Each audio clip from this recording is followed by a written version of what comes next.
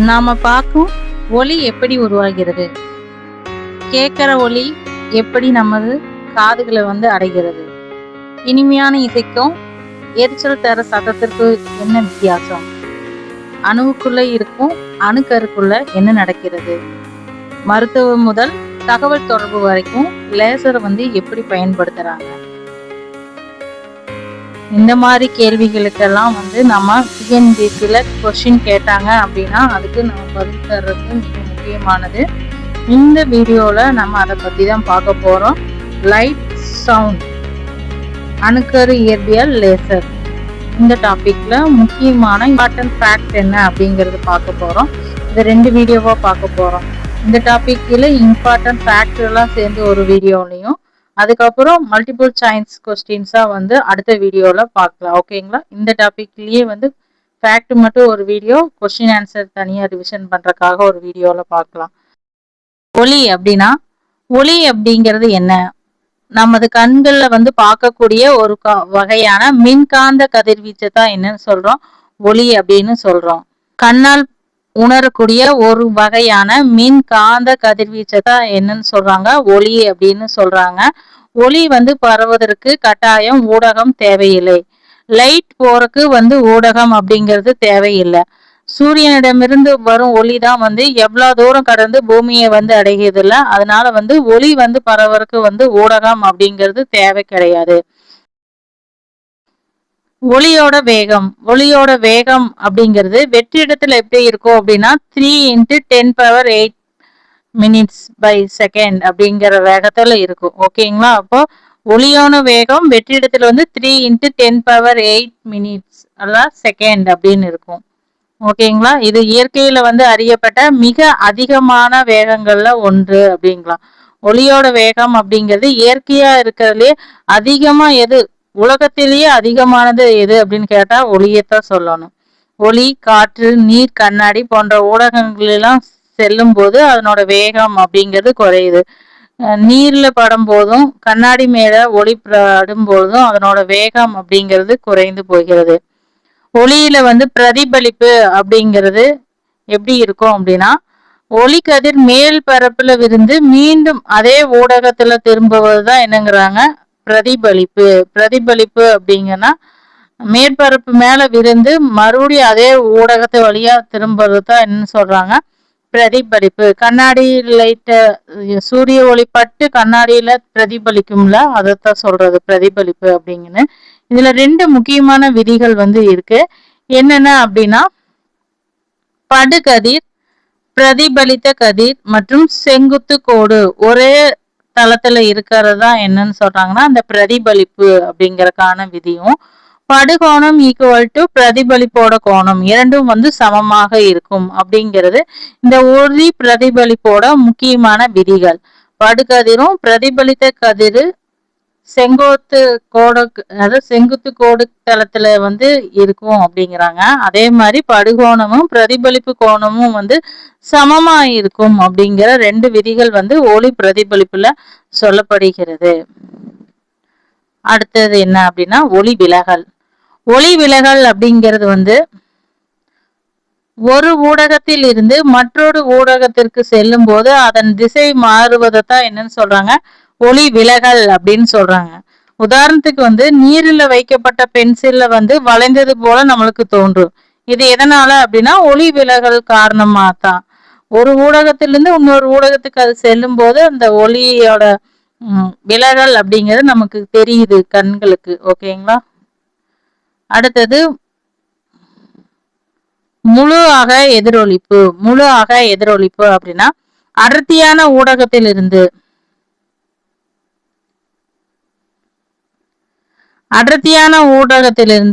அடர்த்தி குறைந்த ஊடகத்திற்கு ஒளி செல்லும் போது குறிப்பிட்ட நிபந்தனைகளில் ஒளி முழுவதுமாக மீண்டும் அதே ஊடகத்திற்குள் பிரதிபலிக்கிறதா முழு அக எதிரொலிப்பு அப்படிங்கிறாங்க.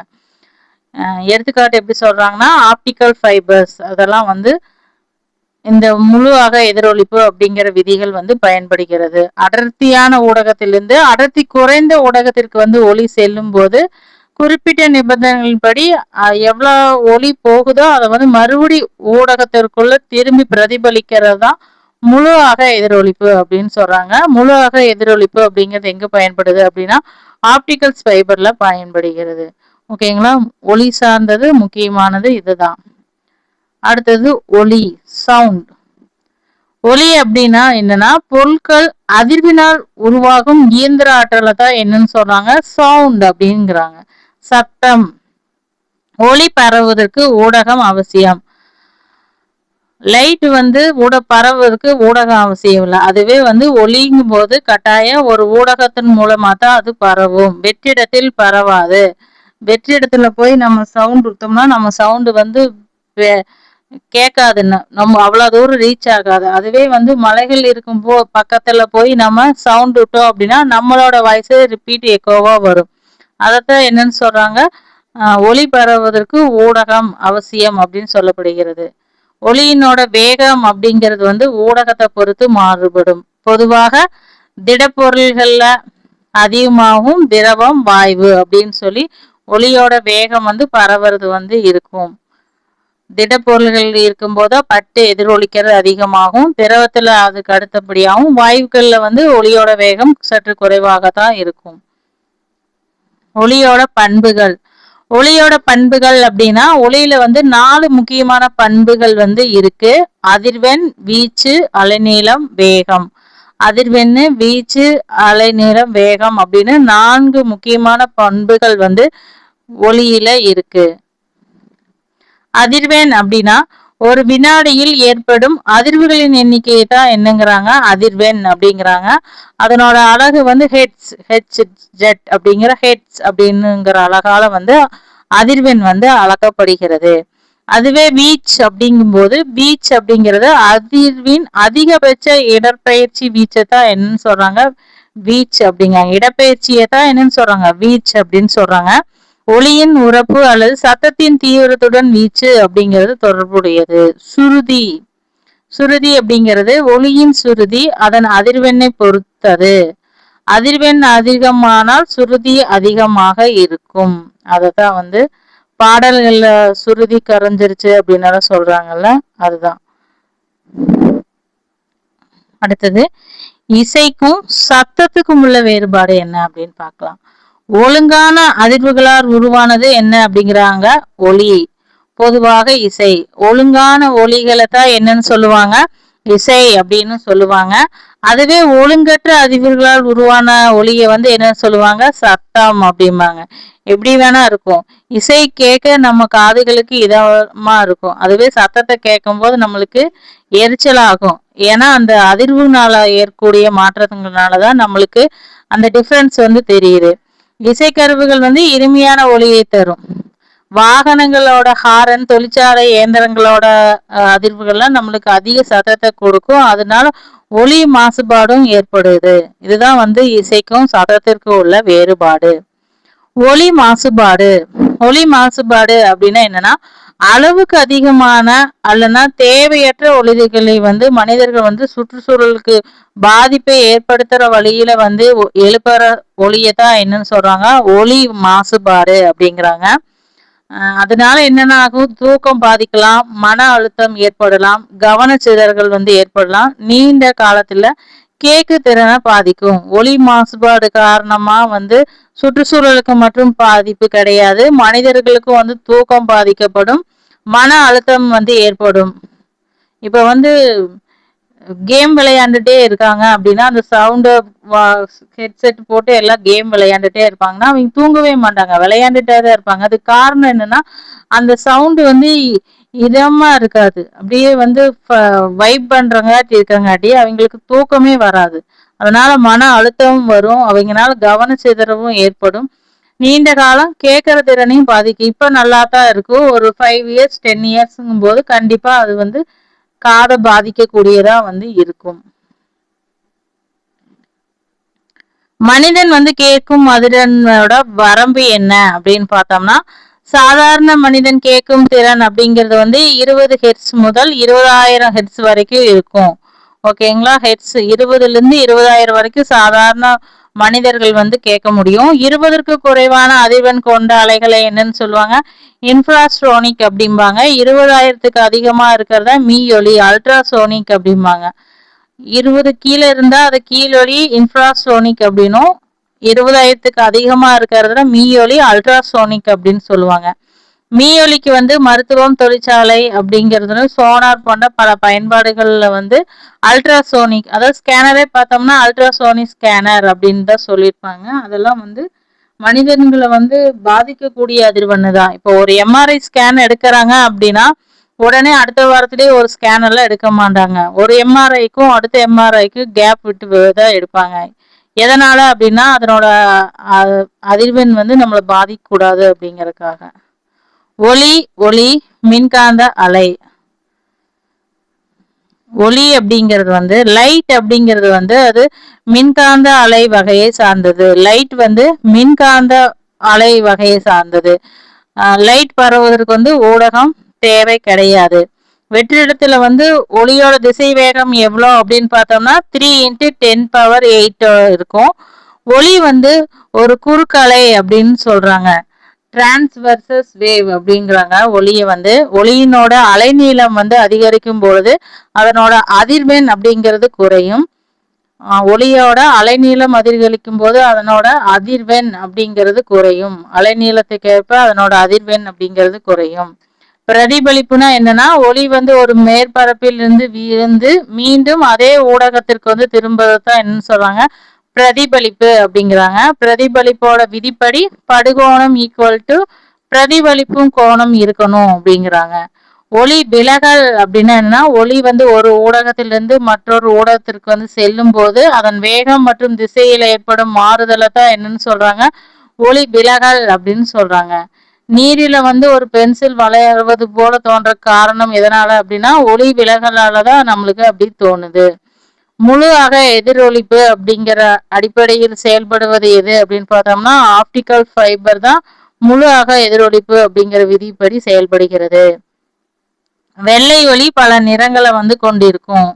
கண்ணாடி பட்டகம் டைபர்சைசன் மூலம் டைஸ்பெரேஷன் அப்படிங்கிறது ஒளி நிறங்களை பிரிக்கும். நிறப்பிரிகை அப்படிங்கிறது கண்ணாடி பட்டகம் மூலம் வெள்ளை ஒளி நிறங்களாக பிரிக்கிறதா அந்த நிறப்பிரிகை அப்படிங்கிறது. வானவில் வந்து உருவாகும் போது ஒளி விலகல், நிறப்பிரிகை மற்றும் முழு அக எதிரொலிப்பு வந்து முக்கிய பங்கு வகிக்கிறது. வானவில் உருவாகுவதற்கு வந்து முக்கிய காரணமே வந்து இந்த ஒளி விலகல் தான். அதன் மூலமா நிறப்பிரிகை மற்றும் முழு அக எதிரொலிப்பு மூலமா தான் வந்து வானவில் வந்து நமக்கு தோன்றுகிறது. மனித கண்ணில் ஒளியை உணரும் பகுதியை என்னன்னு சொல்லுவாங்க, விழித்திரை, ரெடினா அப்படின்பாங்க. ஒளியை உணரும் பகுதியை விழித்திரை, ரெடினா அப்படிம்பாங்க. குவி லென்ஸ் அப்படிங்கிறது ஒளி கதிர்களை வந்து குவிக்கும். குவி லென்ஸ் அப்படிங்கிறது ஒளி கதிர்களை குவிக்கும். குழி லென்ஸ் அப்படிங்கிறது ஒளி கதிர்களை வந்து விரிக்கிறது. குவி லென்ஸ் ஒளி கதிர்களை குவிக்கும், அதுவே குழி லென்ஸ்ங்கும் போது ஒளி கதிர்களை வந்து விரிவிக்கிறது அப்படின்னு சொல்லப்படுகிறது. அருகில் உள்ள பொருட்களை தெளிவாக பார்க்க முடியாத குறைபாடுகளை என்னங்கிறாங்க, தூர பார்வை, ஹைப்பர் மெட்ரோபியா அப்படிங்கிறது. அருகில் உள்ள பொருட்களை தெளிவா பார்க்காததா ஹைப்பர் மெட்ரோனியா. இது தப்பா சொல்லியிருக்காங்க. அருகில் உள்ள பொருட்களை பார்க்க முடியல அப்படின்னா அது என்ன சொல்லுவாங்க, மயோபியா அப்படிங்கிறது. அதுவே வந்து தொலைவில் உள்ள பொருட்களை பார்க்க முடியல அப்படின்னா தூர பார்வை, ஹைப்பர் மெட்ரோபியா அப்படிங்கிறது. கிட்ட பார்வையை வந்து சரி செய்யறதுக்கு எந்த லென்ஸ் பயன்படும் அப்படின்னா குழி லென்ஸ். கிட்ட பார்வையை சரி செய்வதற்கு குழி லென்ஸும், தூர பார்வையை சரி செய்வதற்கு குவி லென்ஸும் பயன்படுத்தப்படுகிறது. ஒளி அப்படிங்கிறது ஒரு இயந்திர ஆற்றல். ஒளி பரவுவதற்கு ஊடகம் அவசியமா தேவைப்படுகிறது. அதாவது சவுண்ட் பரவணும் அப்படின்னா ஊடகம் கண்டிப்பா வேணும். வெற்றிடத்துல வந்து ஒளி அப்படிங்கிறது பரவாது. அதுவே வந்து காற்றில் ஒளி வந்து பொதுவாக நீல அலை வேவா வந்து ஒளி அப்படிங்கிறது காற்றுல இருக்கும். ஒளியின் வேகம் ஊடகத்தின் ஒளியோட வேகம் வந்து ஊடகத்தின் தன்மையை பொறுத்து தான் இருக்கும். ஒளியோட வேகம் பொதுவாக வந்து திடப்பொருள்கள்ல அதிகமாகவும், திரவ பொருள்கள்ல மிதமாகவும், வாயு பொருட்கள்ல வந்து குறைவாகவும் வந்து பரவும். ஒளியோட வேகம் அப்படிங்கிறது திடப்பொருட்கள்ல அதிகமா இருக்கும். அதுவே வந்து வாயு பொருட்கள்ல வந்து ஒளியோட வேகம் அப்படிங்கிறது குறைவாகத்தான் இருக்கும். மனிதன் கேட்கும் அதிர்வெண்ணோட வரம்பு அப்படிங்கிறது எப்படி இருக்கும் அப்படின்னு பார்த்தா, மனிதன் வந்து பொதுவா 20 ஹெர்ட்ஸ் முதல் 20,000 ஹெர்ட்ஸ் வரைக்கும் வந்து ஒலி அளவை வந்து கேட்கக்கூடியதா இருக்கும். அந்த 20 ஹெர்ட்ஸுக்கு குறைவான ஒலியை என்னன்னு சொல்றாங்க? கீழொலி, இன்ஃப்ராஸ்டோனிக் அப்படின்னும், 20,000 ஹெர்ட்ஸுக்கு அதிகமா இருக்கிறத வந்து மீயொலி, அல்ட்ராசோனிக் அப்படின்னு சொல்லுவாங்க. மனிதர் வந்து 20 ஹெர்ட்ஸ்ல இருந்து 20,000 ஹெர்ட்ஸ் வரைக்கும் தான் கேட்க முடியும். 20 ஹெர்ட்ஸுக்கு குறைவா இருந்தாலும் கேட்க முடியாது. 20,000க்கு அதிகமா இருந்தா அதை தாங்கக்கூடிய சக்தி வந்து இல்லை நம்மளுக்கு. ஓகேங்களா? ஸோ வந்து மனிதன் கேட்கக்கூடிய ஒலியின் அளவு அப்படின்னு கேட்டா 20 ஹெர்ட்ஸ் முதல் 20,000 ஹெர்ட்ஸ் வரைக்கும் தான். அடுத்து ஒலியோட சுருதி அப்படிங்கிறது அதிர்வெண்ணை பொறுத்து மாறும் அப்படிங்கிறாங்க.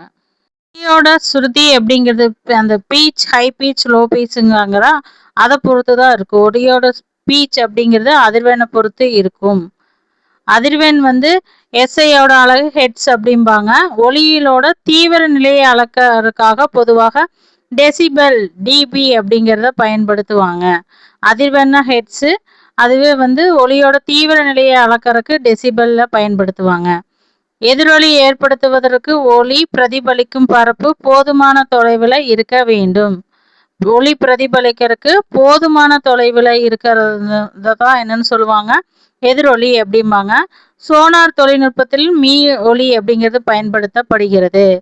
மருத்துவத்துல அல்ட்ராசோனோகிராபிக் மூலம் உடல் உறுப்புகள்ல பரிசோதிக்கலாம். தொழில்துறையில மீயொலி மூலம் பொருட்களோட உள்ள விரிசல்களை எல்லாம் கண்டறியறதுக்கு தொழில்துறையில வந்து மீயொலியை பயன்படுத்துறாங்க. அதிகப்படியான தேவையற்ற ஒலியைத்தான் என்னன்னு சொல்றாங்க? ஒலி மாசுபாடு அப்படிங்கிறாங்க. அதிகப்படியான தேவையற்ற ஒலியை ஒலி மாசுபாடுங்கிறாங்க. ஒலி மாசுபாடு வந்து நீண்ட காலத்தில் கேட்கும் திறனை வந்து பாதிக்கக்கூடியதா இருக்கும். டிஎன்பிஎஸ்சிக்கு வந்து லைட் மற்றும் சவுண்டோட கம்பேரிசன் என்ன அப்படின்னு பார்க்கலாம். ஒலி அப்படிங்கிறது ஒரு மின்காந்த அலை, அதுவே லைட் அப்படிங்கிறது ஒரு மின்காந்த அலை, சவுண்டுங்கிறது இயந்திர அலை. லைட்டுக்கு வந்து ஊடகம் தேவையில்லை, அதுவே சவுண்டுக்கு ஊடகம் தேவை. வெற்றிடத்தில் வந்து ஒளி பரவும், சூரிய ஒளி தான் எடுத்துக்காட்டு. சத்தம் வந்து வெற்றிடத்தில் பரவாது. குறுக்கலை, லைட்டுங்கிறது குறுக்கலை, அதுவே வந்து ஒளிங்கிறது பொதுவாக நீல அலையா இருக்கும். ஒளி வந்து மிக வேகம் அப்படிங்கிறது அதிகம், சவுண்டோட வேகம் அப்படிங்கிறது லைட்டோட கம்பேர் பண்ணும்போது குறைவு தான். ஓகேங்களா? இதுல வந்து ஒளியை பத்தி முக்கியமான இம்பாக்டான ஃபேக்ட் பார்த்தோம். அடுத்தது அணுக்கரு இயற்பியல்.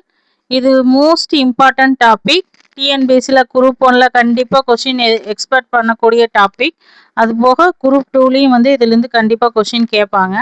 முக்கியமான இம்பார்ட்டன்ட் ஃபேக்டுகளை பார்த்துக்கலாம்.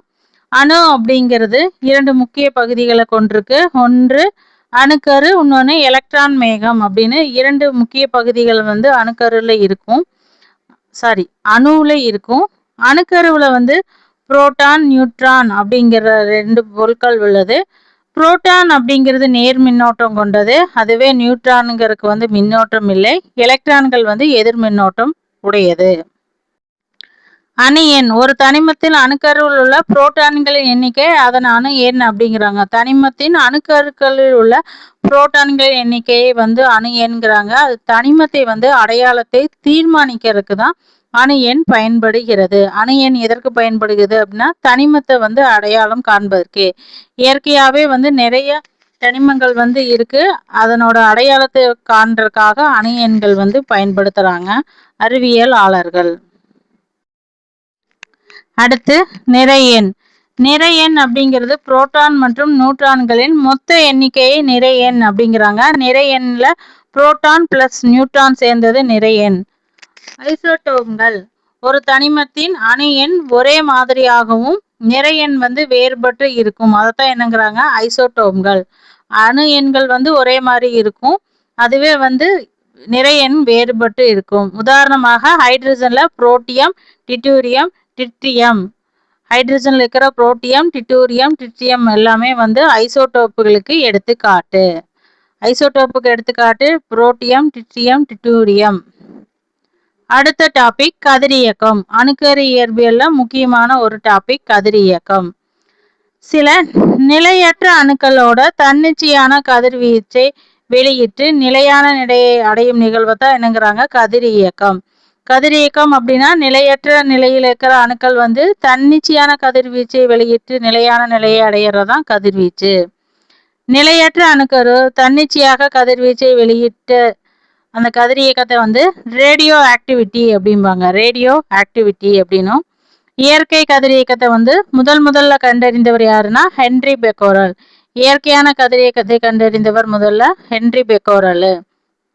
மேரி கியூரியும் பியரி கியூரியும், மேரி கியூரி மற்றும் பியரி கியூரி இருவரும் கணவன் மனைவி. அவங்க 2 பேருமே வந்து கதிரியக்கம் தொடர்பான பல ஆய்வுகளை வந்து மேற்கொண்டாங்க. அந்த அவங்க கண்டுபிடித்த கதிரியக்கத்திற்காக நோபல் பரிசுமே வந்து மேரி கியூரியும் பியரி கியூரியும் வாங்கியிருக்காங்க.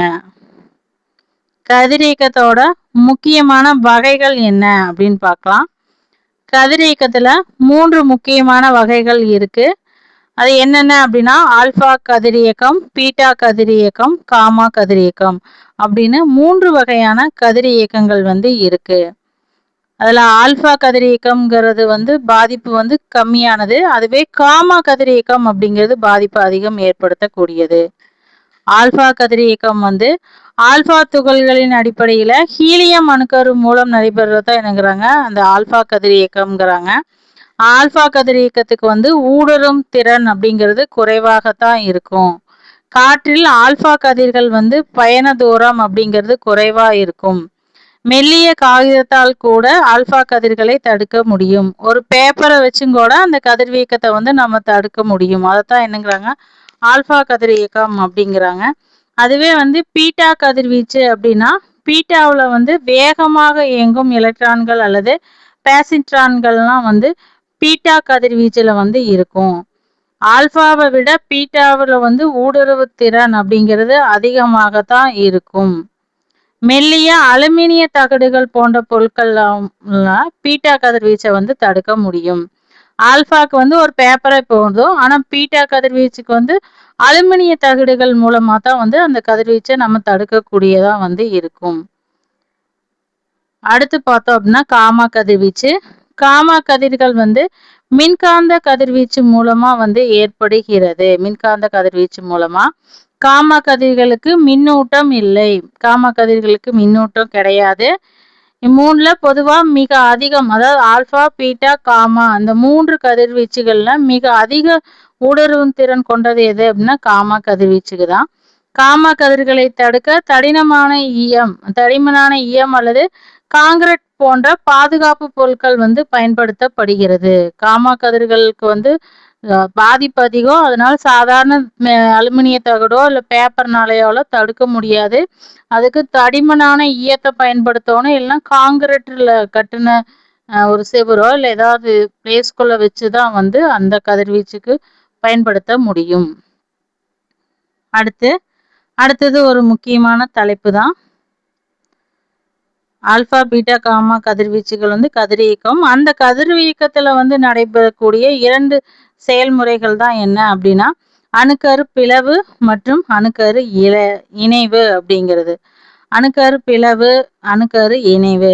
அணுக்கரு பிளவு அப்படின்னா என்னன்னா ஒரு கனமான அணுக்கரு வந்து 2 அல்லது அதற்கு மேற்பட்ட ஏசான அணுக்களாக பிரியும் நிகழ்வை தான் என்னங்கிறாங்க அணுக்கரு பிளவு அப்படிங்கிறாங்க. அணுக்கரு பிளவுல வந்து அதிக அளவு ஆற்றல் அப்படிங்கிறது வெளிப்படும். யுரேனியம் 235 அணுக்கரு பிளவில் முக்கியமாக பயன்படுத்தப்படும் எரிபொருள். அதாவது அணுக்கரு பிளவில் பயன்படுத்தப்படும் முக்கியமான எரிபொருள் எது அப்படின்னா யுரேனியம் 235. யுரேனியம் 235 தான் அணுக்கரு பிளவில் பயன்படுத்தப்படும் முக்கிய எரிபொருள். அணுக்கரு பிளவு வந்து அணு உலையில கட்டுப்படுத்தப்பட்ட முறையில பயன்படுத்தப்படுகிறது. அணுக்கரு பிளவு அணு உலையில் கட்டுப்படுத்தப்பட்ட முறையில பயன்படுத்தப்படுகிறது. பிளவு செயல்பாட்டில் கட்டுப்படுத்தப்பட்ட முறையில்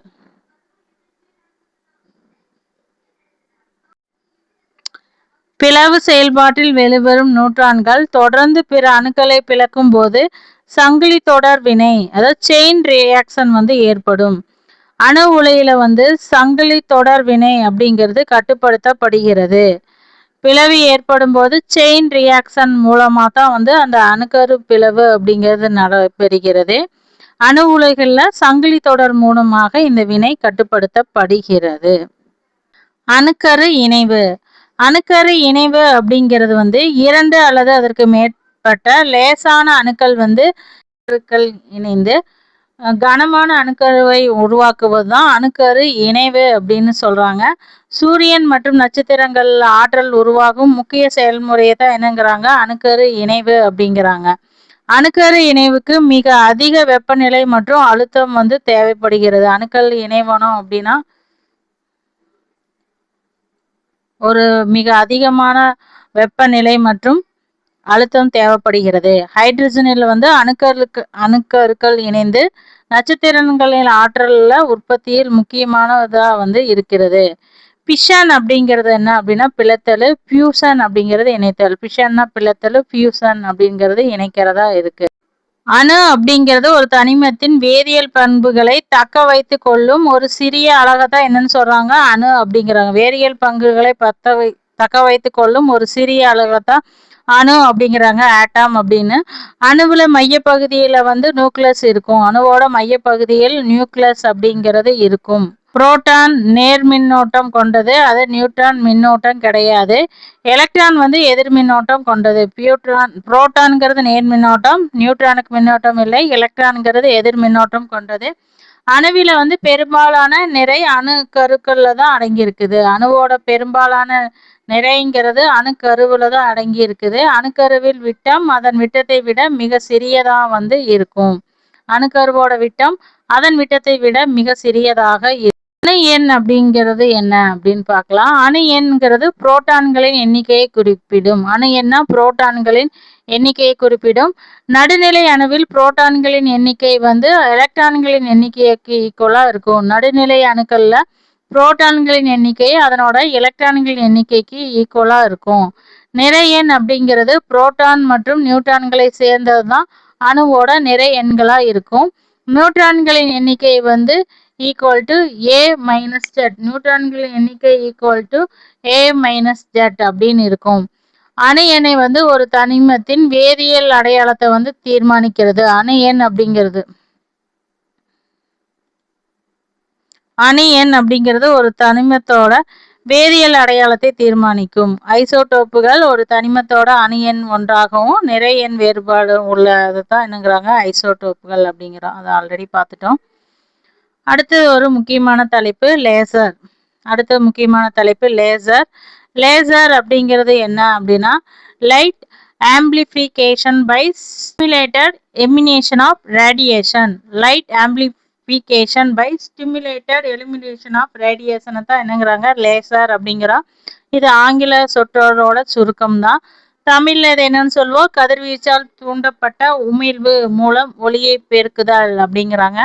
ரேசரோட முக்கிய பண்புகள் என்னென்ன அப்படின்னு பார்க்கலாம். ரேசரோட முக்கிய பண்புகள், ரேசருக்கு வந்து முக்கியமான 3 பண்புகள் இருக்கு. ஒன்று வந்து ஒரே நிறத்தன்மை உடையது, இன்னொன்று ஒத்திசைவு, மூன்றாவது அதிக திசை நோக்கு. ஒரே நிறத்தன்மை, ஒத்திசைவு, அதிக திசை நோக்கம், இந்த 3 பண்புகளுமே ரேசருடைய பண்புகள். ரேசர் வந்து பொதுவாக ஒரே கலர்ல இருக்கு அப்படிங்கிறாங்க. எதனால அப்படின்னா அதனோட குறுகிய அலைநீள பகுதியில் இருப்பதனால ஒரே கலர்ல இருக்கும் அப்படிங்கிறாங்க. அதனோட ஒத்திசைவு அப்படிங்கிறது ஒளி கதிர்கள் வந்து ஒன்றுக்கொண்டு அதிக ஒத்திசைவை வந்து கொண்டிருக்கும். திசை வேகம் அப்படிங்கிறது லேசர் கற்றை வந்து மிக குறைந்த பரவலுடன் நீண்ட தூரம் வந்து லேசர் அப்படிங்கிறது செல்லக்கூடியதாக இருக்கும். ரேசரோட பயன்பாடுகள் என்னென்ன அப்படின்னா ரேசர் வந்து இன்றும் பல துறைகள்ல வந்து பயன்படுகிறது. மருத்துவத்துல வந்து கண் அறுவை சிகிச்சைக்கு ரேசரை பயன்படுத்துறாங்க. சில தோல் சிகிச்சைகளுக்கு வந்து ரேசரை பயன்படுத்துறாங்க. துல்லியமான அறுவை சிகிச்சைகளுக்கு ரேசரை பயன்படுத்துறாங்க. தகவல் தொடர்பு, ஆப்டிக்கல் ஃபைபர் தகவல் தொடர்புலையும் ரேசரை பயன்படுத்துறாங்க.